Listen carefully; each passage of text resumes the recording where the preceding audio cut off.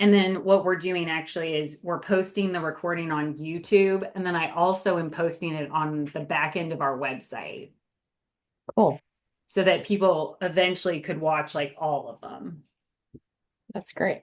Yeah, hopefully it'll be cool. Yeah. I was a little bit surprised last time, like people were there the whole time and quite a few people showed up. And then there weren't as many questions as I thought. Okay. So maybe also be prepared, BK, if there's anything that literally comes up for you that you're like, this would be worth talking about. I would like if there is not a single question, Hmm. this thing is 20 minutes, you know. Totally. It might be a little bit longer than it's probably like between 20 and 30, but this is an hour-long webinar. So, Cool. and I think it will prompt me when people start coming in because I saw that BK entered Chat or the waiting or room. the meeting.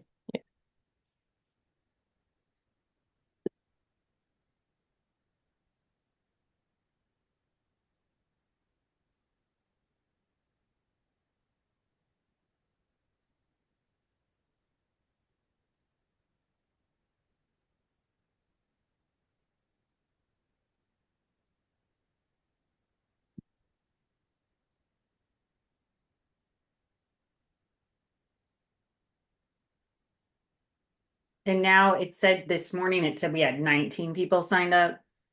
Cool.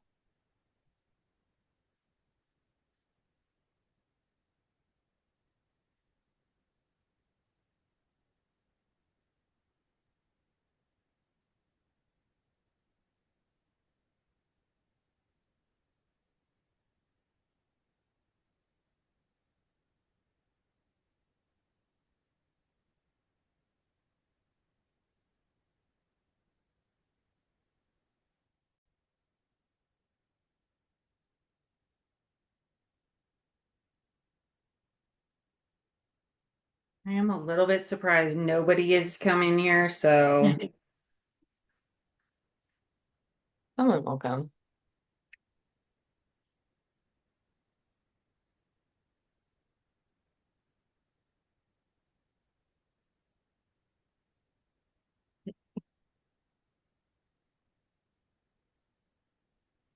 The first thing Harrison said when he woke up this morning was, I want to go back to the river.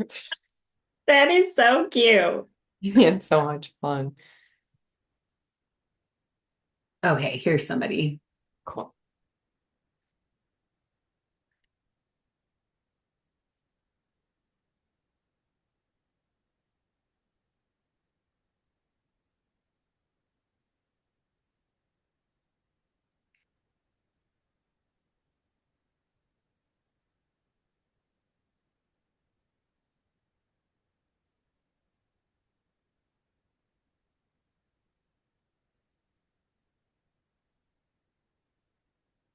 We do have that thing, BK, where I think it says you can't get the recording unless you sign up because Okay. you're on the list. So we can give people about 5 more minutes and then send out the recording. Hey, David and Lydia. Hi there. How are you guys doing? I'm doing wonderful. Good. I'm actually in the car, so I'm listening on Oh, audio. no problem. We'll give people a few more minutes. We have 19 people signed up, so we'll give people about 5 more minutes, but then we'll get started and then we are recording it. So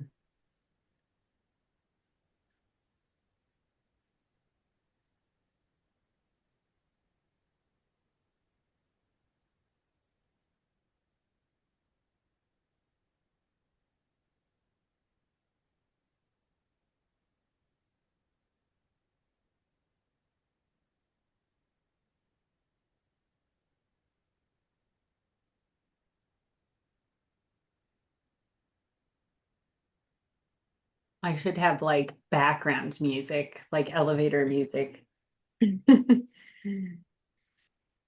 I know you actually can do that in Oh, Zoom. really? Yeah. It's funny.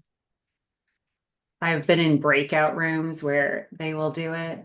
Oh, yeah. Yeah, I think there's a way you could like share your computer audio source and then play a playlist or Oh, something. yeah. Okay, that would be so cool, especially if I can do the music.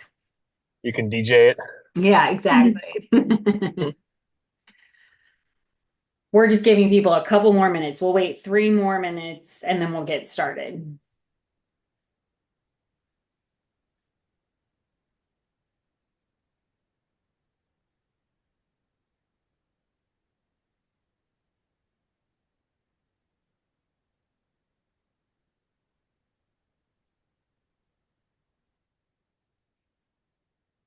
That is, I think I can mute people. Okay, Katie Smith.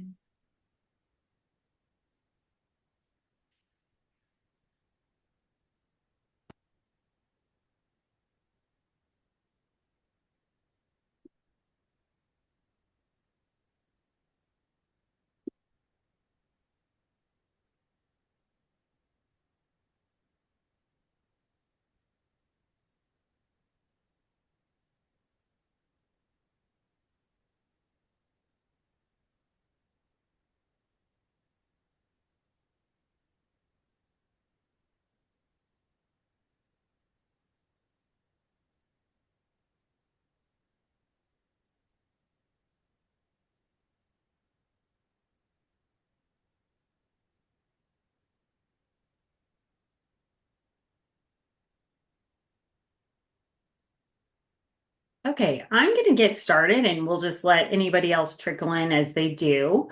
And this is going to be recorded and we'll send it out to you guys tomorrow for you to access or, we'll make sure that everybody on our list gets this.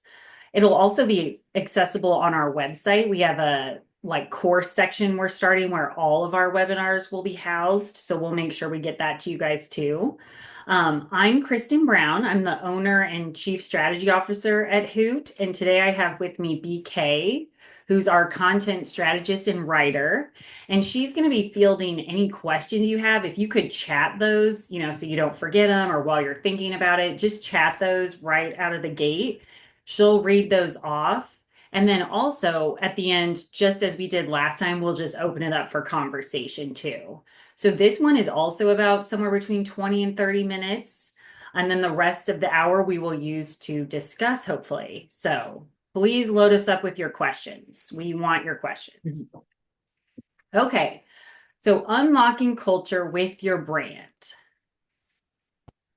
As a reminder, Hoot is a culture-driven branding agency. We really believe that culture and brand are inextricably linked, and that brand is actually a huge missed opportunity when deciding how and leveraging communication around the scaffolding for culture.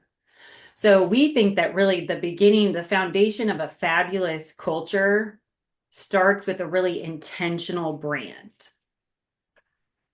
And our whole philosophy is built around this premise right here, which is that brand is the being and marketing is the doing. Whether we're marketing to an external audience or we're marketing to employees for retention and recruitment, we have to know who we are, which is the being, right? So we cannot do the activities of the doing, like job postings or blog posts or ad campaigns, until we have truly identified the being. And that being is built with clarity and emotion. And we have sign off on it, a huge component of identifying the being. So, part one of this, I have 3 parts. We're just going to quickly cover what is the culture crisis and some stats around how big of an issue this is and how costly it is. So why this is well worth the investment. So 72% of executives say culture is critical, yet only 32% believe their culture is actually aligned with their strategy. That's what we're talking about today. Also, 80% of companies claim to prioritize culture, but only 12% believe they're doing it right. And people really back that up. the employees of these businesses say the same thing.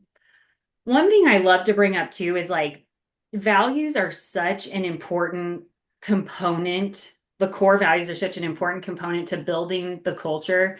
And a value that isn't lived is way more damaging than having no values at all. So I always love bringing up this example of like Enron had the value of integrity. Obviously, it wasn't living it. That is an extremely costly error to not live the value versus not having one at all. So employee disengagement is so expensive. And there's this insane stat right now that 85% of employees are not engaged or are actively disengaged overall. And that is costing employers about $3,400 for every 10,000 in salary paid. I'm sure you guys have heard of quiet quitting because that's been going on for a while now, but I just read this fascinating article about Sneaky Fridays. I'm wondering if anyone else read this. It was this idea that like as a lot more of us are trying to be hybrid, Fridays is often a hybrid day or a work from home day. And a lot of this article is specifically about a lot of employees feeling like they have the right almost, let's say, to take it to use that Friday as they wish and not necessarily, work at the level that's expected. So we're going to talk about that. So one way to really think about the Great Resignation, which really started happening around COVID, is that it's really the great value misalignment. That's our belief. So 71% of executives believe employee engagement is critical to success. Only 24% of employees feel connected to the values. And 47% of people looking for new positions cite culture as their primary source for leaving. And I'm sure everybody knows this, replacing an employee costs between 50 to 200% of their annual salary. It's extremely expensive when we get this wrong. So one way that I think, again, that really big missed opportunity for brand when it relates to culture is that your employee is the first brand advocate, which anyone who's worked with us knows that we're very emphatic about there's one target. To do this well, we can only speak to one target. Well, the first person that has to be bought into the brand is the employee. And the data backs this up that 147% in earnings per share for companies with highly engaged employees. That's how much they're outperforming their competition. And 70% of customer experience is determined by how customers feel they are being treated, directly tied to employee engagement. This is something that has been a total epiphany for me since the time that I was at an ad agency in Chicago and I was on the creative side thinking, what do these account people even do here? I was very naive thinking like, we are the magic makers, we do all the work, we're pumping out all this stuff that we're working late, etc. When I actually started my own agency, it became so clear to me how important the client experience is. And there's this wonderful phrase by David C. Baker. He's an incredible person to follow for anyone in professional services. And he says that the work that a creative agency puts out actually doesn't matter. It's the client experience because the client is not an expert in creative, but everyone is an expert in how they are treated. And that was like one of the most profound, realizations for me because it is so true. The work honestly doesn't even matter if the experience sucks, which is why Hoot has put our employee experience, employee growth, and how they become better versions of themselves is a top priority for us because we know that's what creates the client experience here and that's what keeps people coming back or referring people. So we can really say this has been true for us. Okay, part 2. So we've identified the problem. How do we begin dealing with creating foundational culture through brand? We think it starts with brand heart. This is your cultural foundation. And I have a very strong belief about what brand heart contains and how to frame it up. So we really feel that it's vision, purpose, and values. Mission is important. I think that this does the work necessary for brand heart, and we don't actually need mission. Mission is a little bit more timely and a little bit more actionable. I would approach that more like on an annual basis. That's what we do. What are the goals for this company this year and this quarter? That changes every year and every quarter. Whereas my vision, purpose, and values do not change. So the vision is the world you're working towards. It's big, it's one you may never live to see. Your purpose is your why, and your values are how you show up. And we're going to talk about each one of these components. So vision, we want this to be so big, it's vast, it's big, and it's intimidating. And if it's not, it's probably not big enough. Like your vision cannot be, we want to be a $20 million company, because that's not getting people through the Sunday scaries, right? That's not making someone want to work here versus over here, is lining your pocket with more money, right? It has to be about something bigger that makes me want to show up and be better. So here's an example of ours: to design a world in which people can become their best selves through work. And I hope this isn't too boring, but I'm going to read this subcopy to you guys because I think it's so critical that it is, we're coloring in the lines of what this means here. And we're calling people to action, or just as important, we are repelling them. So I cannot emphasize that enough. Our vision, purpose, and values are used to attract and repel. Okay, I'll go as fast as I can. We're not just creating brands, we're igniting cultural change inside workplace cultures and in our society at large. We believe that everyone deserves to find purposeful work if they choose to, and work can be a place for self-actualization. Okay, bit of a hot take, right? So you're not clocking in and clocking out if we believe this is a place for self-actualization. Our culture-driven approach to branding doesn't just move products, it moves people. We're here to shake up the status quo, to challenge the notion that work and passion are mutually exclusive, and we want to work with owners and founders who believe the same. Through the power of brand, we're creating workplaces that inspire, empower, and transform, where people don't just clock in, they show up fully, authentically, ready to make their mark on the world. This isn't just branding, it's a movement, and we're leading the charge one culture-shifting brand at a time. Because when we align purpose with passion, when we infuse work with meaning, that's when we create change. That's when we move culture forward.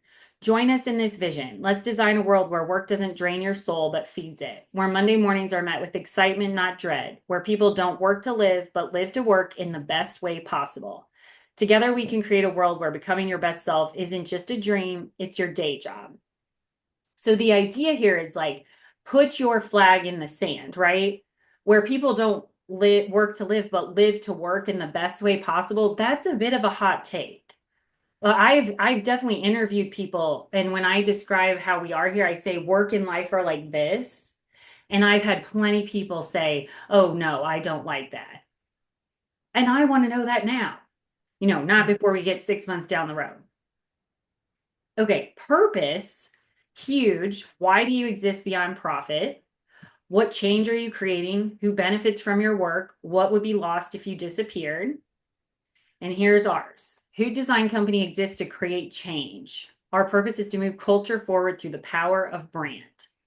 The work we do is directly tied to creating an emotional response between the consumer of the brand, the employees of the brand, and the company itself, thus calling them to action. This is nothing short of magic. This is our greatest impact on the world. When we call people to action internally or externally, we create change and we move culture forward. There are two ways we serve our purpose through the work we do. We call consumers to action, which supports financially viable companies that employ people. We call employees to action, which supports companies that inspire and develop people to become their best selves through work. Again, we're really planting our flag in the sand here. Okay, now values. This is one of the coolest parts of identifying your brand heart, because values are the behavior that you will accept within your organization. So we want them to be proprietary, we want them to be legendary, and we want them to be behavioral. And this is a key component I see a lot of people miss. They never operationalize the values, and then they don't use them, leverage them in annual reviews. They should be talked about all the time. The entire team should know these values like the back of their hand. BK, for example, has a tattoo with our values, don't you? Sure do. Okay, so here's Hoot's values. And I'm not going to read these to you, but I'm going to give you a second to read them yourself. So ours are joy, candor, and collaboration. We are going to tell you what joy is here. We are going to tell you what candor and collaboration are. And then in the black box, I'm going to give you a second to read that. This is where we operationalize them. Twice a year, we rate our people on a scale of 0 to 5 if they are exuding these values. So for joy, I bring the right energy into a room. I take care of myself in order to manage my time and emotions to make this possible. I leave the office, the people, and my clients better than I found them. We literally rate you on a scale of 0 to 5. And I nobody gets a 0. But even a 1, a 1 or a 2, this is being flagged as a problem, and we need to, create a development plan to make sure that we're culturally aligned.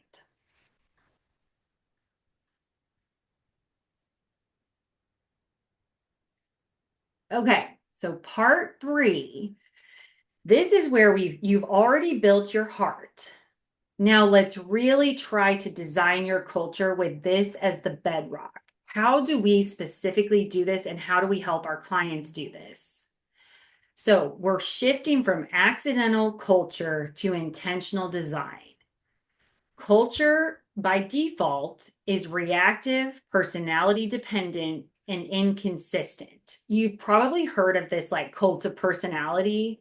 That can often happen in like a really powerful founder-led brand. Like WeWork is a great example of that. People always said that it was extremely, cults of personality. Culture by design is proactive, value-driven, consistent, and authentic.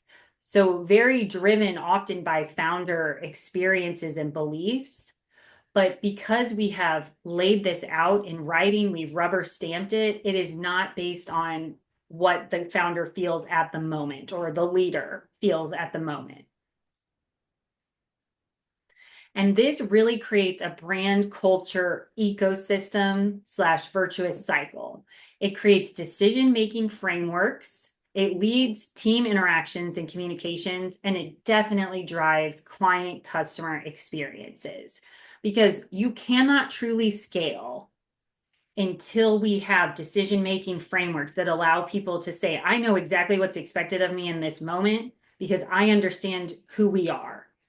I understand who we are because I know our vision, our purpose, and our values. And that has all been clearly laid out for me from day one and reiterated again and again. So decision-making frameworks. These are intentional lived values. They're the key to scaling. Decisions either become on brand or off brand. We like to use that term on brand behavior as a way to frame this for employees. And those values, again, provide the scaffolding for hiring and firing. If done right, they should repel. So for example, we have a lot of questions in our interview process specifically about our values. One that I love the most about joy, because we really want people to feel like this is joyful work. Not always happy and certainly not easy, but joyful. And one thing I say is, tell me about something that feels like play to you, that feels like work to other people. That's a great example of trying to suss out like what's joyful for you. Is it creating? Is it organizing? Is it making something? Those are the types of things I want to figure out before we get into the hiring. Team interactions. Are the meeting structures aligned with values? Are the feedback protocols reflecting values? And are the rituals reinforcing values? So again, how can we constantly bring the values into everything that we do so that they feel like part of your DNA? That is what they should feel like. So constantly working on this through an ops lens. When clients feel your culture, this is obviously huge. We really try to get those values in front of our clients consistently. One way we do that is we have it in our contract. It says, these are our values. This is why we believe this. And if you ever feel like you're not experiencing that, we want to know. We also really reiterate that through the client onboarding process. Candor specifically is one that we speak to a lot because this work requires a lot of candor and it also requires a lot of collaboration. So we like to reiterate constantly, we want your candor. Don't hold back. That has served us extremely well with clients. And it certainly is the way that we deal with conflict resolution. So anytime I have someone in the office who's like leaning away from bringing something up with either a coworker or a client, we go back to the scaffolding of candor and say, it's our value. Candor is our value, a core value. So we're going to lean into candor every single time. A collaboration is pretty huge for us too, because you might think that it's a hero that says, don't worry, I'll just handle it myself. I'll just do it myself. I'll do it over the weekend. That's not what our culture wants, right? We want collaboration. We need you to believe that you're actually better together than you ever could be alone. And if you don't believe that, again, not a good fit. Okay, on-brand benefits is something I'm super jazzed about. If somebody wants to talk about this offline, I would love to. I would say this is one of the coolest things about owning a business. So if you're at a bigger organization, like the University of Missouri or something, I know this isn't possible. However, I think it's very cool to imagine, are there small ways we can weave this in that we actually have control over? Because we have 12 people, we can do some pretty crazy things with our benefits, which I'm going to talk about. But again, you want your benefits to feel proprietary. And I do have some examples of some larger organizations that I'm going to show you that have done the same thing. They reinforce your values and they help you stand out and they repel. So again, the same way that we draw people in is the same way that we repel the wrong people. This is like its own webinar, and it's really exciting to think about what that could look like. So I'm quickly going to talk about Hoots, and then I'm going to show you a few other larger companies that also are doing kind of wacky creative things. And then we're going to open it up for questions. So one of the benefits that I'm the most proud of that took a while to launch is called life support. So Hoot specifically focuses on a female hire. So the creative industry specifically has not always been the most friendly place for women and mothers. Less than 1% of agency owners are female. So it's basically a wasteland, I would say, when it comes to agency ownership. So it was very important to me as a female creative and as a mother myself, how do we create an environment that is, let's just say the best place for female and mother creatives or, agency people in the whole region. And one of the ways that we do that is by this thing called life support. So it is a $250 a month stipend to buy back your time. So anything that allows you to buy back your time, house cleaning, dog walking, meal prep, anything but you do have to use it for that purpose. So it is not just a bonus. We have the employees show us their receipts and then we reimburse them up to $250 a month. This has been a game changer for us because I can tell you that giving people $250 a month is a fairly negligible benefit as far as their paycheck goes. But I can't tell you how many people talk about life support. Like just having someone telling you like, get your house cleaned. And there's a lot of data that supports free time. Time is actually one of the things that makes us the most happy. An extra $250 a month, which is only $2,400 a year or something like that, that is not something that's life-changing. But maybe for the first time ever, you have someone cleaning your home, that can feel pretty life-changing. And data supports that women do more work within the home than their male counterparts. So we also pay for 50% of all mental health, no matter what that is. There is no limit on that. So if you are going through any type of crisis, we're going to help you pay 50% of that cost. We have maternity leave, which as a small business is a stretch. We do 70% for 12 weeks. And then we also invite you to bring your baby to work after that 3 months, because 3 months goes by in a flash. And that's hard to say goodbye to a 12-week-old baby. So if you want to bring your baby to work, I would actually say your coworkers will be more excited than you are, right, BK? Mm-hmm. Yeah. And then for the first time ever this year, we're actually offering supplemental daycare through a partner that we have specifically in the daycare space, because daycare is now more expensive than your mortgage in all 50 states. And women are often the people that take the hit when there's a decision within the household, should someone stop working. We don't want anyone to have to make that decision if we can help it. We want you to be able to do both as long as you want to.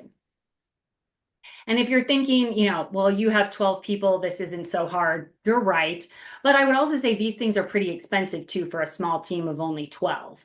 So some of these companies I'm going to show you, much larger group to roll this out to, but also a lot more power. So Patagonia, well known for being extremely employee friendly, also creating a powerhouse of a brand, right?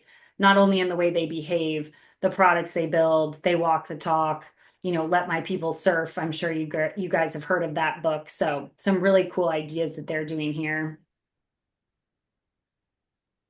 Airbnb, core value, belong anywhere. You're getting an annual travel stipend. Totally makes sense. Work from anywhere policy for several weeks each year. Global exchange program lets you work in different offices, and then fireside chats. Sweet Green, sustainable, healthy living. So you're getting free food, community supported agriculture, paid volunteer time, and wellness reimbursements. Etsy, I thought this was really cool. An Etsy school where employees teach each other and learn crafts. They celebrate Etsy versaries, handmade, where they get handmade gifts, dedicated maker spaces in their offices. Also, like, such a great motivation to come to the office, right? I mean, that's something we have to be thinking about now. Why should people come to the office? What are you providing that is special, unique, or, worth showing up for? Adobe, of course, creative innovation here. Sabbatical specifically designed for creative renewal, I think, is a dream. And then Zappos, also really well known for delivering, they were one of the first pioneers in the how we treat our people is how they treat our customers. They built a powerhouse of a brand on this as well. And I think they've been acquired by Amazon at this point. And I just have this little snapshot for you with a QR code. If you want to dig into some of this work, we have a downloadable workbook that you can go through a lot of the questions that we ask around purpose, vision, and values, all of which we've talked about today to help you build this out. And that's it. Okay, we got a couple questions, so I will read them off. And if other people have questions while we're discussing these ones, feel free to message them to me in the chat and I can read them out loud. Okay, one question, Kristen, is how do you know if you're nailing your culture? Are there ways you measure it? Seems like if you just ask employees, they will tell you what you want to hear. Oh, I think that is such a good question. I think if you're doing this right, you're constantly doing blind surveys. I will say Hoot has not been good about this in the past. So we have not done a good job of doing blind surveys. I think that would be a goal, to be constantly asking for feedback, at least on a quarterly basis, and making sure that it's anonymous. Because I think you're exactly right. If you ask people to their face, they will absolutely tell you what you want to hear. And especially if it's at any way tied into their review. And there might be people on this call who can answer that even better than I can, but I would just say asking for anonymous survey feedback constantly. And then I think you can feel it too. I think often you can feel when we're out of cultural alignment. And typically I think that starts with leadership. So what are we doing that's creating an issue? Is it burnout? Typically, my first thought, it goes to burnout. So, and then are we doing enough celebrating? I think so that's something who can really fall down on too. I would say is we have 2 planned celebrations every year. We do retreats that are for a full day and they take a certain amount of time and effort to get done, but that's not enough. I think we need to do better at celebrating throughout the year as well, and kind of doing more of these cultural touch points that are for celebrating each other and the work. Sometimes it's even just like, hey, we should be really proud of this. Things are moving so fast. We didn't even, take time to call attention to this project we just finished. Yeah, and then kind of the second part of that question is how do you know if your clients are experiencing the company culture you intend? Now that I think can be more easily solved so we do NPS surveys on every client, and then we also do feedback sessions with every client. And I think it's very powerful to have someone not on the project ask the client. So what we typically do is have Emma, our salesperson, who initially spearheaded the kickoff of the project but doesn't work on the work. She goes back to the client to say, can you tell me how your experiences have been? Have you been experiencing joy, candor, and collaboration? Yeah, I think that is a great point, and I would highly recommend. We have done NPS sporadically. We have not done it consistently and systematically until the last 2 years. And that has been incredibly informative for us. Another thing about NPS, I would say, which if you're not familiar with that, it's Net Promoter Score. Most people are familiar with what that means. It's how likely am I to refer you on a scale of 1 to 10. People will try to say 7 a lot, and we say we cannot accept a 7. It either has to be a 6 or an 8, because a 7 is a real vanilla, like lukewarm answer. It's not actually giving us the data we need of like, was it more like an 8 or was it a 6? Because obviously a 6 is a detractor. A 6 would not be acceptable in our book. So that's someone told me that a while ago, don't accept 7s, and that's been like really helpful. With all of the brand benefits who provides, how do you have an idea of what the cost is, and how does it compare to salary as a motivator? Okay, I think that's an incredible question. And of course, we are taking all those benefits into account as a full compensation package. And we actually share a template with this. So we can share a template with anyone who's interested, that it's like a Google Doc with tabs that shows your compensation, and the benefits are listed as part of compensation, because some of these benefits are very valuable from a monetary standpoint. Like, let's say you're getting childcare supplement. That's a pretty hefty uh, value added benefit versus someone who doesn't need childcare anymore because their kids are 15 or whatever. So yes, the cost absolutely has to be calculated. And then as it compares to, I would say that our salaries are competitive, but I think there's a lot of data that shows that people are rarely leaving just because of salary. I think that oftentimes it is a combination of things, but I do not think there's data that supports that salary is the driver for leaving an organization. I think most people say it was culture or management that drove them away. So yeah, we are trying to, my argument would be, for in Hoot's case, all of our people could go somewhere else and get paid more, period. And we've had people recruited to go somewhere else to get paid more, in some cases a lot more. And I think that we are trying to create an ecosystem of benefits that they cannot find somewhere else. That's what I mean when I say it's proprietary. So that you can't just go somewhere and get more salary. It's an entire ecosystem that they are leaving behind. Definitely. Someone else is curious how to adjust all of this for companies that hire a lot of contractors in addition to employees. Oh, yeah. I love that question. I would absolutely have a contractor onboarding doc. So we have a contractor, we call it, 1099. So we have a 1099 contract that they sign that says, like, this is what we believe in, and this is how we want you to behave. But I think it's even more critical if your 1099s are interacting with your clients. I think it would be essential that they are truly onboarded to the brand. Most of our 1099s are not interacting with the client. But if they are, they must fully understand our brand, and I would expect them to read and digest our entire brand being, which says who we are and what we believe in and how we behave. But yeah, I think that's a great point. I think that's actually even more motivation to get this down in writing. Mhm. Another comment and question. Even when hiring, you will find people agreeing they match the values, but for some it's more natural and easy, and for others, based on work style, it's harder.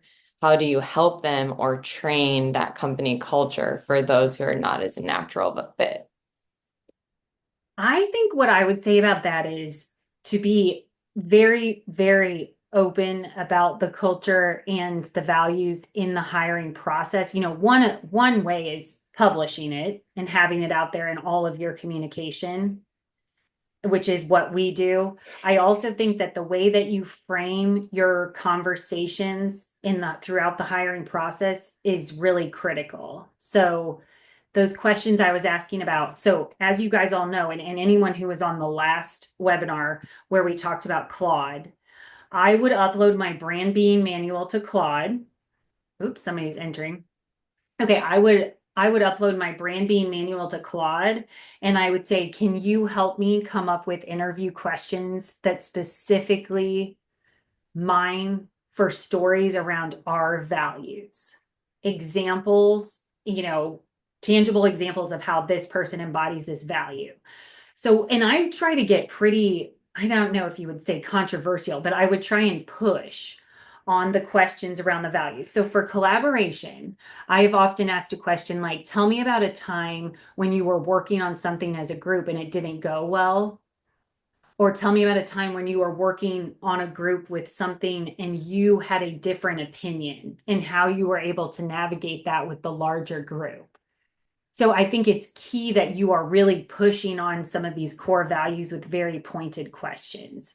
And obviously sometimes we just get it wrong, and someone's not a cultural fit, and we've tried to put them on a, plan.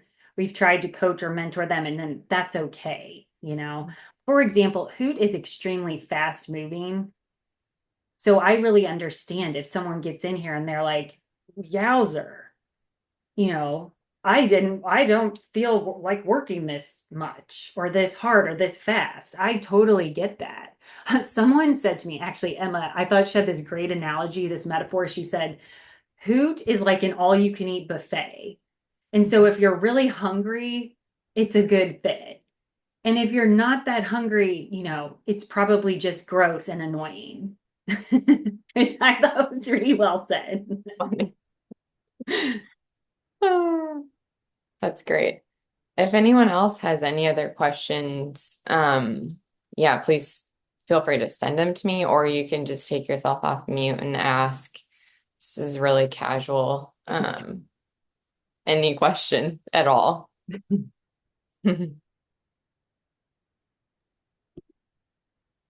I have one question. So how much of your business is referrals from other people that you're working with? That's a great question. Last year we did the numbers on that, and I believe it was, I'm a little bit scrambled in my head because Emma actually broke it out from what category of referrals were they. So like not only did she break out how many were referrals, but she actually broke out like baby bath water was this much, past clients was this much. We do know, I can tell you that a vast majority of our work is coming from in-person experiences, which is why we started doing the webinars, because we were finding that not necessarily are they referrals, but they are coming from a face-to-face real world interaction. So like attending Main Street Summit, attending baby bathwater events, that's where all the leads were coming from, or then they would spiral off like leads from contacts made there.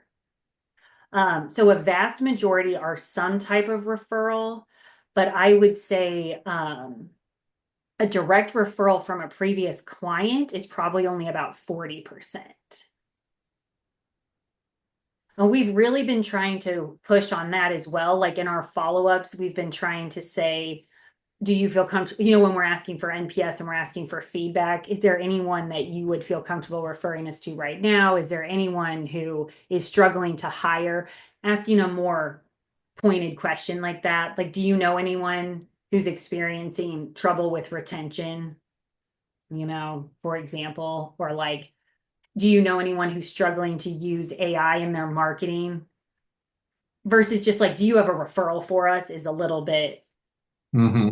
you don't get a very good response from that.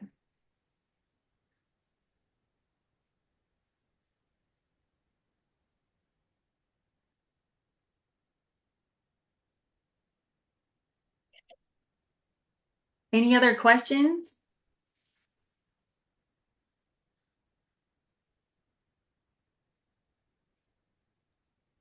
Um, yeah, one more question just came in. How do you coach an owner through the anxiety around planting their flag in your brand, knowing it will inevitably repel business opportunities? Oh, that's a really good one. Mhm. Probably what I would do with that is to say, I would ask them, tell me about the brands that you love. That's how I would start. And I'm going to assume that they're going to say, as most people do, some of the brands like we have talked about today. Or honestly, Nike comes up all the time. And Nike's a fabulous example because they have done an incredible job of incentivizing their culture, making it about risk taking. They were about values way before it was cool. Back in the days when they were signing Michael Jordan. I don't know if anyone has seen that movie about them, but it's unbelievable. And so probably coaching them through examples that show that the great brands that you know and love, this is what they do. So the Colin Kaepernick ad from Nike is such an incredible example of repelling and attracting. And if you know what you stand for, those decisions are not quite as hard, right? Because they're values based and they're based on your real experiences. They weren't made up on the fly. That's what you want to avoid. You never want to have, um, you know, a flag being planted that has no strategy behind it and has no scaffolding, right? Because that's a scary flag. But I mean, did that answer that question? That's a fabulous question. I would love to, like, if that person wants to just go off mute and ask more, I think that's like a really great point. And it's hard. Yeah, I mean, I'm happy to unpack it a little bit, but I think that anytime I think that can be a hesitancy to wear your values on your sleeve as a business, knowing the potential. And I think it more so now with social media and with online reviews and all of those things, and you see a company or especially small businesses to plant a flag, and maybe that catches viral news or something, and all of a sudden they just get blown up on all these fake reviews or something like that, and they now drop down to like 1 star. Now, Right. I think that that's probably very rare, but as a business owner, your business always feels fragile. Totally. No matter how successful it is, that you're always in the back of your head of like, please don't screw this up. My family's counting on me, my employees are counting on me, everybody that I do work for, my clients, everybody's counting on me to not screw this up. And so I think I specifically have a natural hesitancy to, even though have a lot of strong values, hesitant to inject those into the brand of the business for fear of, you know, the negative side of that. But I think the examples you've given, um, you know, I don't think I consider the attraction side. Hmm. The yin and the yang to that. Yes, you will repel some businesses or some opportunities, but they're likely probably opportunities that you shouldn't have considered in the first place, or they wouldn't have been good fits, or you know. Whereas if you do have that kind of level of self awareness of your business, that people will recognize that more than, oh, you do this particular service and so does everybody else, and self-select into working with a company that aligns with their worldview or with their values. Oh, totally. I think that was so well said, David, about the self-awareness, like the self-awareness as a business, because I think that's exactly right. So, like, I would say I do not take a hot take on every issue by any means, right? There are only specific issues that I'm willing to like go to the mat for, let's say. And like I would say that, for example, you could say, people have said, is this an anti-man organization, right? Because you, all of our benefits and a lot of our attention that we is shining a light on women and motherhood. I would just say that, and I use this all the time. We target a female owner. We work with mostly men. And I think we just bring in the right man. So we bring in the man, like just like you're talking about, like the man who's like obviously on board for that, supports that, isn't like triggered by that. And so I think that's a great example of like there are issues to plant a flag on, and then there are issues that, I wouldn't touch with a 10-foot pole because I also just don't feel educated. Does that help at all? Like if are you thinking about like a specific topic like that's just like culturally hot? No, not necessarily. And again, I mean, just kind of talking through it, it's just like if what are my values? And I mean, my values are my values, and like Yeah, I'll fight to the death on like what I believe. I'm open to hearing other sides, but I mean, I have my values because I have my values, and you know, I think that there's just again, I think the anxiety leads back to that just perpetual fear of um your business being fragile, no matter how successful it is. And having seen successful businesses for circumstances often outside of their control, crumble quickly. I think as an owner, it's just like, well, I just got to make sure that I don't screw it up. And I right. think that that's not a healthy like mindset of not screwing it up. It should be more, how do I how do I make this thing thrive, and Yeah. not how do I keep it safe. That's a great Hey, Kristen, I'll jump in too, because I think David really brings up a bunch of good points that everybody kind of feels like that. But I just had a little insight the way he described it. If you stick with your core values and not like go hot political issues or whatever it is, and it has to do like, so for example, I would think when we work with people, I would say, okay, what you see is what you get. And I do a lot of work with large organizations where I tell them, my job as an expert is to tell you stuff you need to hear that you don't want to hear. point. Okay. Now that may turn some people off. Now they'll say they want to hear it, but they don't. Right. Okay. But then I think that goes back to what you said. Then it ends up being a bad match because basically they wanted us to come in and do an analysis and tell them what they wanted to hear. But then I get a shitty referral or I have a real negative or it's just like it's a bad client, you Right. know? And, Oh, but I can see, I think he makes a really good point, but I think if you just go with the core three or four things that make you who you are, it's kind of like, like I'm going to give you a really good value for your price. I'm not going to right. overcharge you. But some people may think, well, they don't charge that much, so they must not be as good as X. I don't know. Just some Right. random thoughts. No, I think that's a great response. And I think too, like, one thing I would say, David, is like, for me, I would say, is there something I'm willing to be canceled for? Yes. Only a very few things. For me, it would be like, to me, the women and motherhood and work issue is something I would be willing to be canceled for. And which I don't think will ever happen. Also, just that what you said was so good about like, do I really want a business that I'm just trying to keep safe? Or do I want a business I'm truly leveling up? You know, I think we all want to be leveling up, but I do, if I am thinking about something that like is a little bit like, ooh, this is testy, I will just ask myself, do I really, really believe in what I'm saying? Am I willing to get hate mail? Which I actually do think that not to be canceled online, like docs, or something. But I got a note on one of our parliaments that was somebody like really disagreeing with me. And I wrote back, thank you so much for taking the time to write this note. Honestly, I am so flattered that you read this and then you took time out of your day to respond. It was thoughtful too.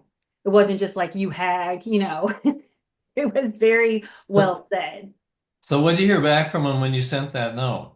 They said, I thank you. I think there should be more discourse like this.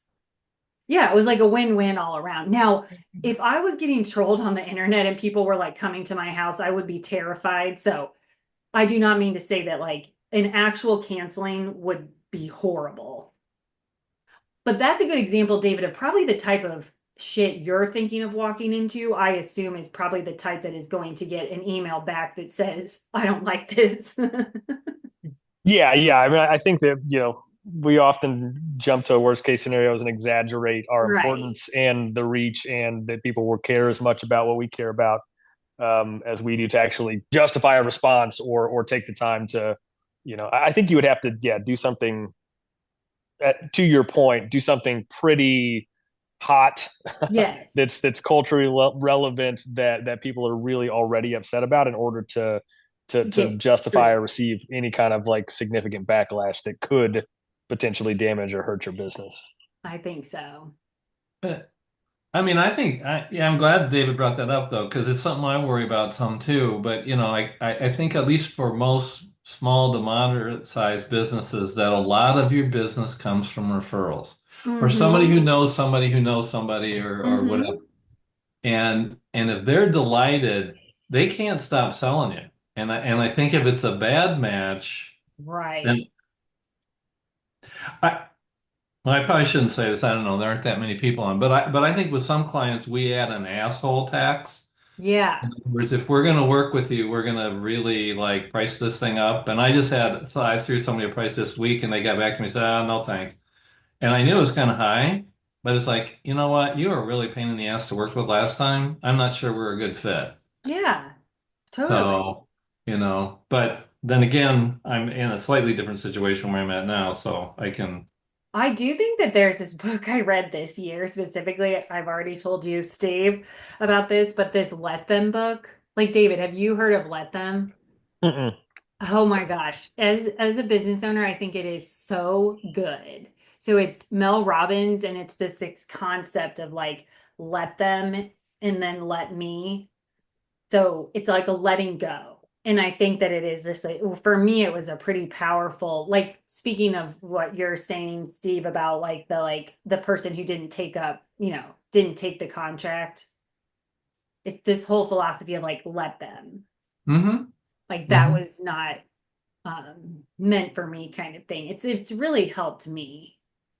Because like, yeah, I think if they don't see the value of the work, that is a misalignment right off the bat.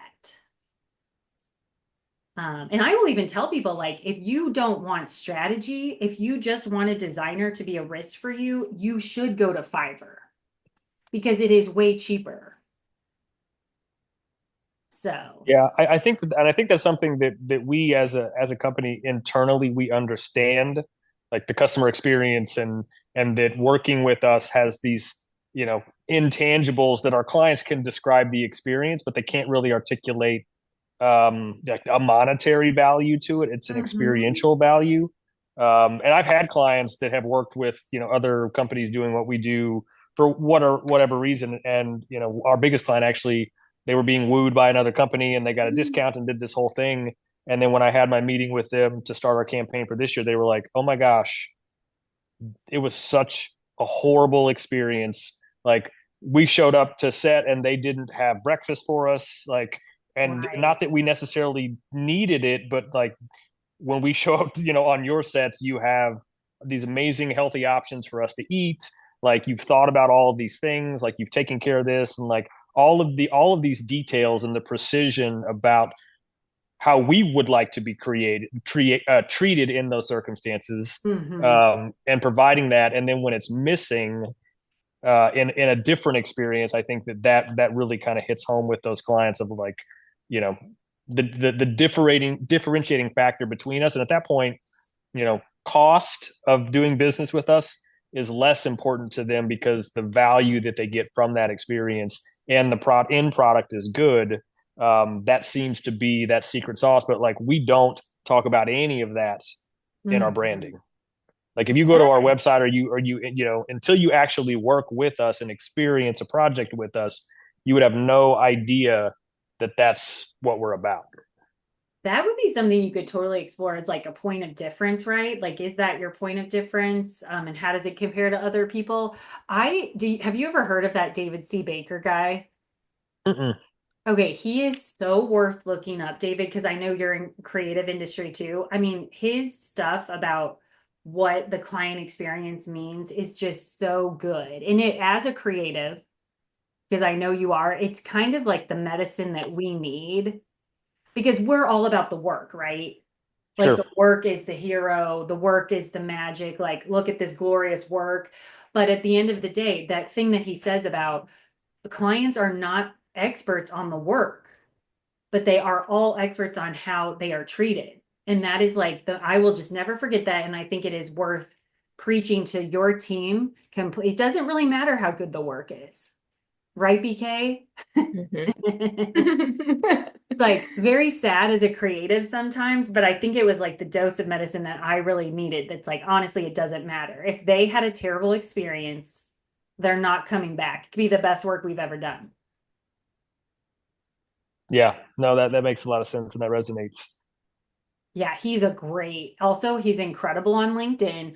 I feel like he's one of the only people that he's actually himself. Like he's a boomer curmudgeon on LinkedIn and he is so hilarious to follow. He will go on to people's comments and just be like, this is ridiculous. Basically you're stupid. That's how LinkedIn should be used, in my opinion. It's one big humble brag right now. And I love the people. And I'm not do as I say, not as I do, because I'm barely on there. But I think if I had the time, I would love to just be like blowing people up. And he is such a great example too of like attract and repel. I guarantee he's repelling the shit out of people because people are just like, this crabby old man needs to retire.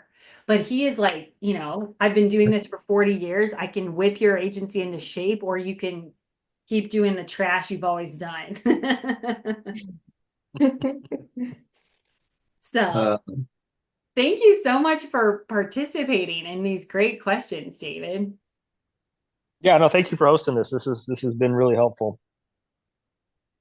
Great. Well, this is going to be on YouTube and on our website, and we'll be sending it out tomorrow. all right. Well, thanks for doing this, and the Q&A part's always good. Yeah, So you're a good participant, Steve. those were legit questions. So, but I'm glad that David came in to help save me a little bit. Is that a new picture behind you? No, I've had Oh, it okay. since we moved in here. Okay. Hey, we saw they tore the building down. Yes, very exciting. Very Yeah. exciting. Check Yeah. out our We saw. Instagram if anyone else wants to see it. I better cut you off, Steve, before you say anything else. Bye, guys. Thanks.